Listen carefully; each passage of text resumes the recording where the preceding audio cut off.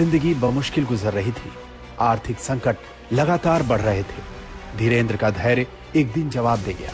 वो भी अपनी याचिका लेकर अपने दादा के दरबार पहुंच गए।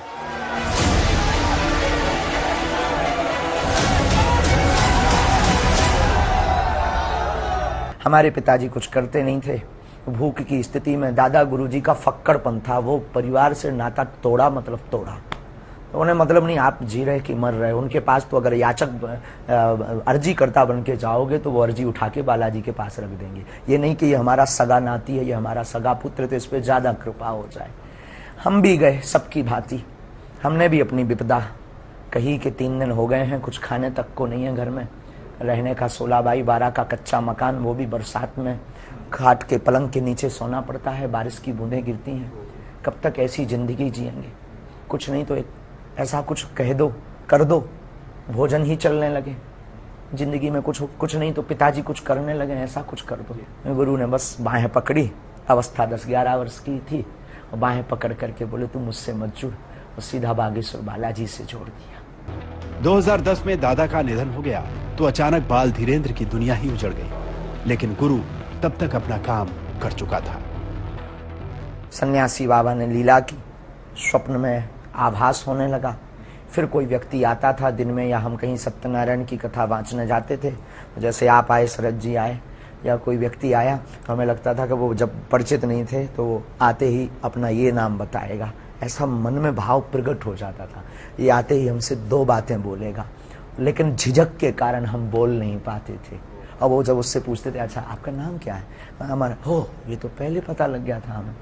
धीरे धीरे उसकी उसका परिष्कृतकरण हुआ, शुद्धिकरण हुआ, धीरे धीरे जागृति हुई, फिर अज्ञातवास की साधना की, और वो यात्रा और ये यात्रा ऐसे प्रारंभ हो गई। 1 साल अज्ञातवास में रहने के दौरान धीरेंद्र शास्त्री अपनी भावी योजना का खाका तैयार कर चुके थे। वो लौटे तो बालाजी की सेवा में जुट गए।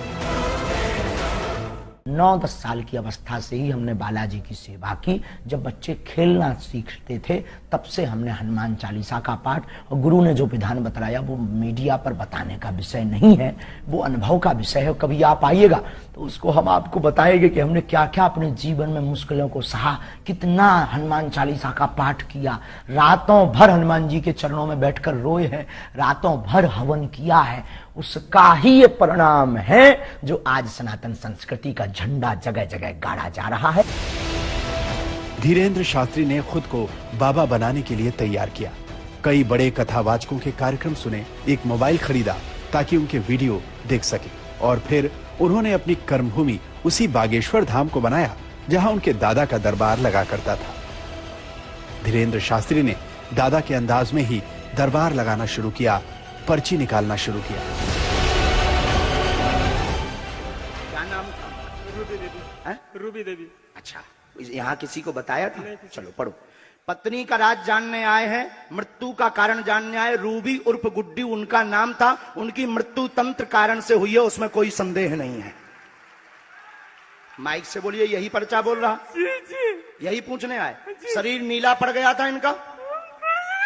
बस बस बस, रोइए मत। शरीर नीला पड़ गया था। आस्था, धर्म, चमत्कार और भावनाओं के कॉकटेल ने धीरेंद्र शास्त्री का दरबार जमा दिया। वो चंद वर्षों में पंडित धीरेंद्र शास्त्री से बाबा बागेश्वर सरकार कहलाने लगे।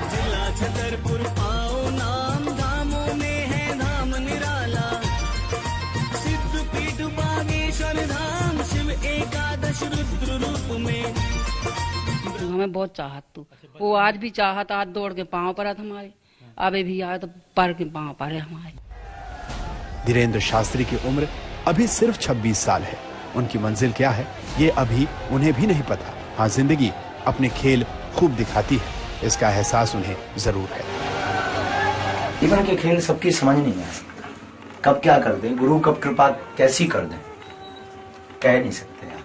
मतलब यहाँ हम अपने जीवन में ये जो भी है हमारे लिए सबसे बड़े चमत्कार है। खाना पीना, भोजन, रहन सहन, सब चमत्कार से बड़े, कोई किसी का नहीं करता जगत में।